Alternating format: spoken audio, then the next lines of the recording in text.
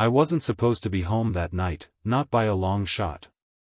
Business trip was supposed to stretch until Friday, full of handshakes, hotel breakfasts, and bad coffee, but luck, or maybe fate, decided to cut it short. I didn't even tell Leslie. Figured I'd surprise her for once, do something spontaneous like the old days when life wasn't measured in Google Calendar alerts and passive-aggressive post-it notes. I rolled my suitcase up the driveway, grinning like an idiot, already picturing her face lighting up. Opened the door quiet as a whisper, heart hammering with excitement like a kid sneaking Christmas early. And that's when the universe punched me in the throat. I didn't have to creep far. From the foot of the stairs, I could hear it, laughter. Not the sitcom, someone just told a decent joke kind. No. It was the low, throaty, drunken kind. Her laugh. My Leslie. Except she wasn't alone. Some guy's voice floated down, all full of jokes and promises and sounds I hadn't heard from her in months. I didn't slam the door. I didn't charge up the stairs like some soap opera extra looking to catch a scene. I just stood there, staring at the family photos she insisted we update every year, hearing my wife giggle in our bed with some clown I hadn't even bothered to suspect. And I knew. Not just knew, but knew. The kind of knowledge that empties your lungs and ices over your gut. I pulled the door shut behind me with the kind of care you usually reserve for a sleeping baby. Walked back down the steps, suitcase rolling behind me like a coffin on wheels. And drove straight to my buddy Dean's place, the only guy I knew who could help me plan something smart. Something patient. Something devastating without flashing the "arrest me" sign over my head. But here's the thing you need to understand about me, I wasn't blind. Not really. No man ever is. We just tell ourselves we are because facing the truth early is worse. And looking back, the first alarm bell had started clanging a good 2 months ago, so loud I could practically hear it in my sleep. It was a Saturday. I had come home early from the hardware store, arms full of junk we didn't need but she said we had to have. Leslie wasn't expecting me. I heard the tail end of a conversation she was having on the phone. Not the words exactly, just the tone. Sweet. Flirty. Like she was auditioning for a part in a life that didn't include me. When she heard me at the door, she snapped back into wife mode so fast it gave me whiplash. Phone down, apron on, kiss on the cheek like a waitress eyeing her tips. I told myself it was nothing. Stress, bills, boredom. Happens to everyone, right? Yeah, tell yourself that enough times and you'll start believing the sun's supposed to burn your skin instead of warm it. Then came the new perfume. A gift from the girls, she said. You like it? Smiling like a fox wearing a sheep's sweater. It didn't smell like anything her friends would pick. It smelled like something you wear to impress somebody who doesn't have your last name. So yeah, the fuse had been lit a while back. I just hadn't heard the ticking until I stood outside my own front door listening to my wife laugh like the world was brand new, and I was yesterday's garbage waiting for pickup. Dean opened the door before I even knocked. Guess I must have looked like a man who had nothing left to lose because he didn't say a word at first, just stepped aside and let me in like he was sheltering a soldier from the front lines. I dropped my suitcase by the wall, sat down hard on the worn leather couch, and told him everything. Every word I overheard, every sound that twisted the knife deeper, every little detail that I'd ignored until tonight when it all exploded right in my face. Dean listened without interruption, without the fake pity most people offer, just nodded every once in a while and poured 2 glasses of whiskey like it was communion. When I finished, when the words finally ran dry in my mouth, I pulled out my phone and said the only thing I thought made sense, I'm calling a lawyer. I want to file immediately. Dean, bless his cynical old heart, just chuckled under his breath, that slow, dangerous kind of laugh that said he'd already seen 3 steps ahead of me. He plucked the phone right out of my hand before I could dial, held it just out of reach like I was some drunk kid about to make the worst mistake of his life. No, Art, he said, voice low and deliberate, not yet. Filing right now is just giving her a clean break. She deserves the kind of break you don't walk away from smiling. I stared at him, breathing hard, because somewhere deep down I knew he was right. Dean leaned forward, elbows on his knees, and started sketching ideas in the air like he was planning a bank heist. He talked about evidence, about gathering screenshots, maybe finding a way to catch her in the act with some cold hard photos she couldn't talk her way out of. But sitting there, watching the smoke from his cigarette curl lazily toward the ceiling, another idea started to form, sharper, better. I interrupted him, voice steady even though my hands were shaking with the need to move, to do something. Her birthday, I said. Dean blinked, processing. It's in 3 weeks. Big party planned, half the town invited. Friends, family, co-workers, the whole parade. Dean's eyes lit up like a man seeing the blueprint to a perfect crime. I kept going, the plan stitching itself together in my mind as I spoke. We make sure everyone sees her. The real her. Not the wife who hosts charity brunches and smiles like a toothpaste ad. The one who lies through her teeth and thinks she's untouchable. We don't just end it, Dean. We put a spotlight on it so bright she can't crawl away. Dean nodded slowly, an approving grin spreading across his face. All right, he said, sitting back and taking a long sip of whiskey. Tell me how you want to do it. If you are interested in the continuation, like this video, and I would be grateful for your comments. New stories are published here every day. By the time the whiskey ran dry and the clock on Dean's wall clicked past midnight, the whole thing was stitched tight and ready to bleed. I told him my plan first, laid it out clear like I was reading a blueprint. I'd come home exactly when Leslie expected me, on Friday evening, just like a good little husband returning from a long, grueling business trip. I'd walk through the door with a smile on my face, suitcase in one hand, maybe even a bouquet of grocery store flowers in the other, all wide-eyed and stupid like she thought I still was. I'd kiss her on the cheek, ask about her week, maybe listen to whatever carefully rehearsed lies she had lined up to explain why she was glowing like a teenager. Then, and this was the important part, I'd sigh and pretend to be overwhelmed with work.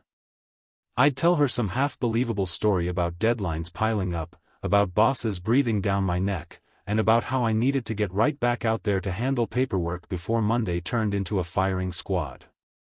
She wouldn't question it. Not now. Not when she thought she'd broken me into something that shuffled when told. I would leave, nice and calm, but I wouldn't be going back to the office. No, I'd be preparing the kind of surprise that doesn't come in a box tied with a ribbon. The kind of surprise that ends a life you built on lies and makes sure everyone gets a front row seat. Step 1 was canceling the restaurant reservation. Leslie had booked one of those upscale places with velvet chairs and overpriced steak, the kind of place she loved posting about online so all her friends could comment heart emojis under photos of her fake perfect life. I called the restaurant manager first thing the next morning, told him we had a family emergency and couldn't make it. I apologized profusely, promised to reschedule, and then hung up before he could ask any questions. That little throne she was planning to sit on during her big night? Gone. Step 2 was all Dean's idea, and it was a stroke of genius even for him. You need a private detective, he said, tapping ash into a coffee mug like he was dealing poker.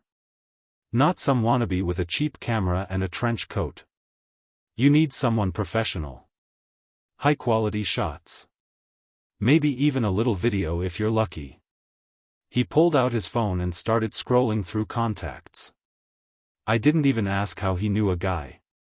Dean was the kind of man who knew people who could fix a broken car, hide a broken marriage, or find the cracks in someone's armor without leaving fingerprints. 5 minutes later, I had the number of a man named Marcus, a quiet operator who had worked everything from corporate espionage to cheating spouses, and who didn't blink when Dean said the word discretion. I called Marcus right there in Dean's kitchen, voice low, measured, like I was ordering a custom suit instead of the end of my marriage. We set up a meeting for the next afternoon at a diner on the edge of town, a place where no one knew me, and no one cared who I was or why my hands shook just a little when I picked up my coffee. Marcus was everything Dean promised: no small talk, no lectures, just a man who got the job done. He took detailed notes, asked sharp questions, and told me exactly what he needed. Addresses, schedules, names. I gave him everything. "Make sure it's clean," I said before he left, voice cold enough to freeze the steam rising from my coffee. "No blurry photos. No shadows. I want faces. I want hands. I want them so undeniable that even Leslie's best friend won't be able to spin it into anything but what it is." Marcus just nodded, slid his card across the table, and disappeared into the afternoon like a ghost. Dean and I spent the rest of the day hammering out the smaller details. Backup plans, just in case Leslie decided to pull a last-minute switch. Timing, to make sure the whole thing unfolded perfectly. I even bought a second burner phone to keep all communication separate.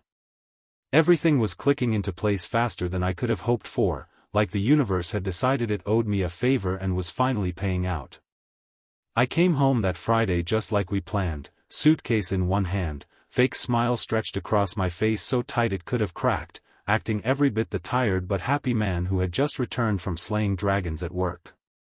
Leslie greeted me at the door, a little distracted, phone still in her hand, probably halfway through texting one of her backup dancers before I surprised her.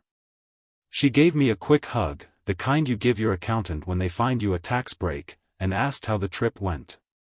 I told her exactly what Dean and I had cooked up, that my superiors were impressed with me, that there was talk of a promotion if I could help expand the company into new territories. Her eyebrows shot up, the way they always did when she smelled opportunity instead of effort. I added that unfortunately, it meant more travel, including a big presentation the weekend of her birthday. Right on cue, Leslie let out a dramatic little sigh, shook her head like she was just so put upon by her loyal, hard-working husband's success. Then she said it, told me to call the restaurant and cancel the party. Just like that. No fight. No disappointment worth noting. No real sadness at the idea that the man she supposedly loved wouldn't be there to celebrate another year of her life. She even joked, tossed it off with a little laugh, that maybe she would just grab one of her girlfriends and go have a wild night out instead. I smiled so wide I thought my face might crack. "Don't worry about it," I said, slipping into the role of doting fool with Oscar-worthy precision. "I'll call the restaurant. I'll handle it all." She barely even looked up from her phone.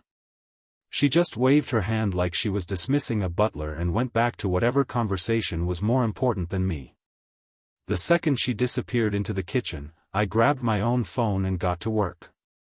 I called every single person on the original guest list, her friends, her coworkers, my parents, even old Uncle Jeff who lived 2 towns over and always forgot to RSVP. I told each of them the same thing: the party at the original restaurant was cancelled, but only because I was planning a surprise at a different place. I needed them to act completely unaware, like nothing had changed. "Just trust me," I said. "Just show up when and where I tell you." Most of them didn't even ask why. Some probably thought it was a sweet gesture, one of those over-the-top husband moves you see in sappy movies. Let them think that. Let them think I was still the same man they remembered, patient, soft-spoken, loyal to the bone.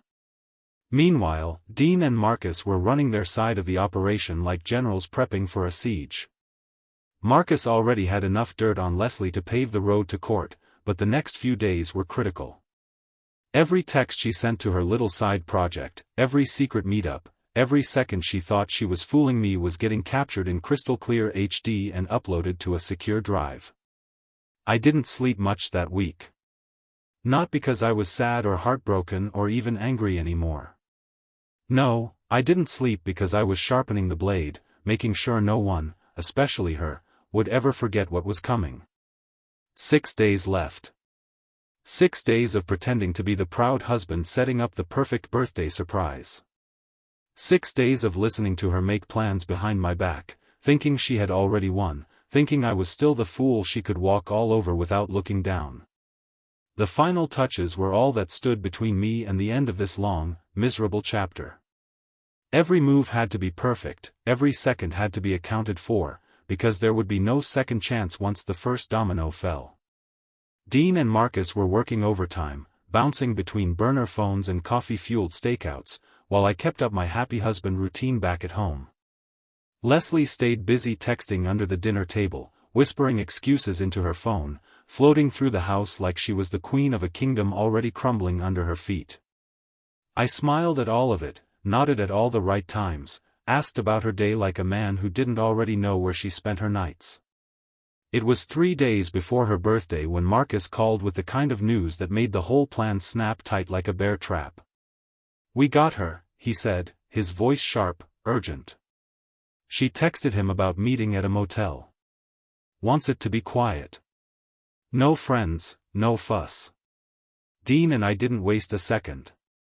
We jumped in my truck, tore down the highway like men chasing the last train out of a burning town.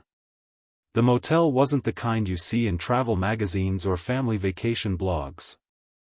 It was the kind with peeling paint, flickering neon signs, and carpet that probably hadn't been cleaned since the Reagan administration.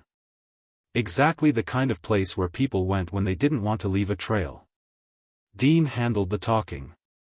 He always had the gift of sounding both charming and slightly dangerous, a combination that made most people listen twice before saying no.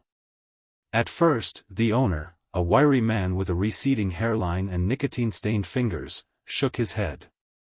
Told us he didn't want trouble, didn't want to get involved in other people's drama. Said he ran a clean business and didn't have time for soap operas. Dean didn't even flinch. He leaned across the counter, voice low, steady, and explained everything. About Leslie, about the betrayal, about the way some things needed to be seen to be believed. Then, for good measure, Dean added that it wouldn't be the first time the guy helped someone pull the truth into the light. The owner hesitated.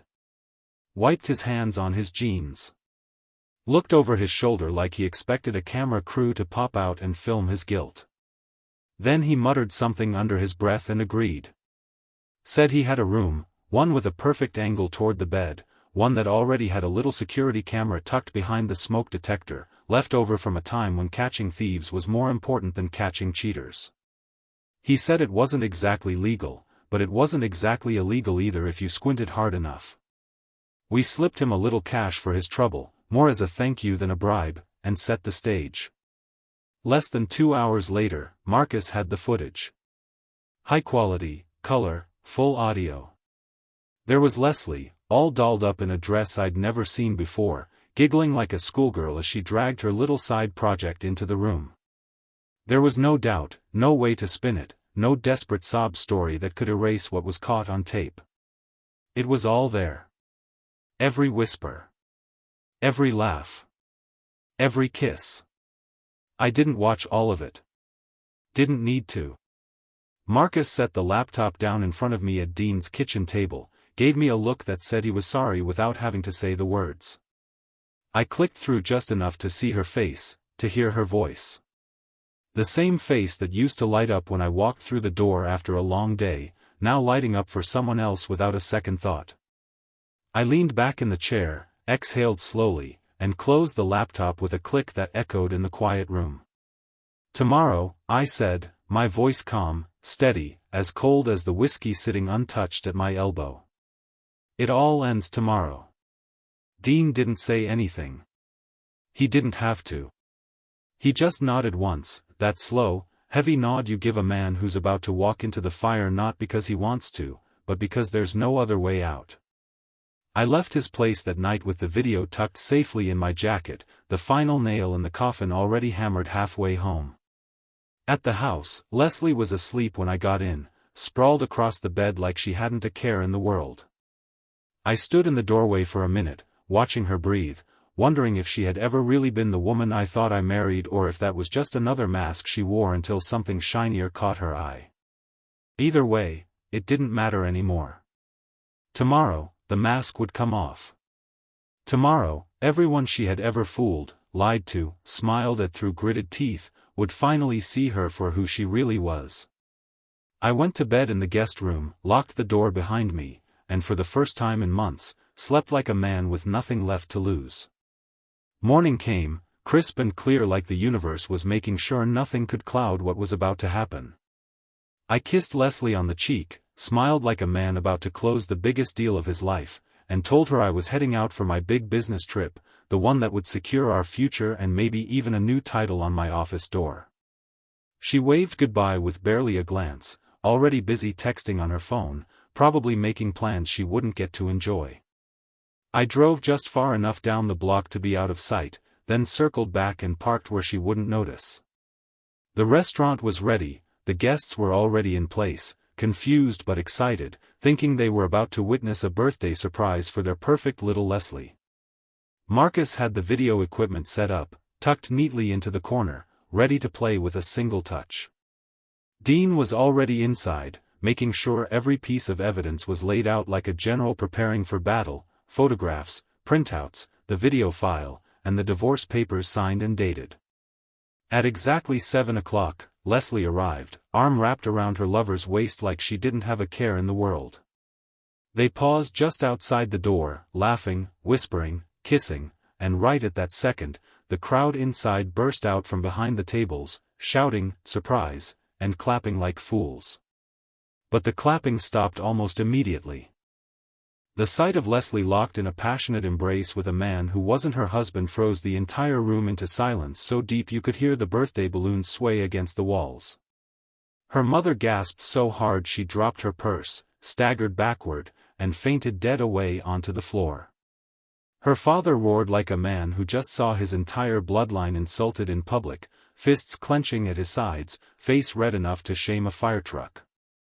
I stepped forward from behind the cake table, remote in hand, and without saying a word, pressed play. The video lit up the giant rented projector screen, Leslie, laughing, undressing, tangled up with her side project in that dingy motel bed. The crowd recoiled like they'd been slapped in the face by reality itself. Leslie turned white as the tablecloths, hands flying to her mouth, eyes wild with terror. I didn't shout. I didn't scream. I didn't need to. I simply walked up to her stunned parents, placed a thick folder of documents and photographs into her father's shaking hands, and calmly handed Leslie the divorce papers. "You're free now," I said loud enough for everyone to hear, my voice cold and clear, "and so am I." I turned and walked out into the night, leaving her frozen there, surrounded by the ruins of her own lies.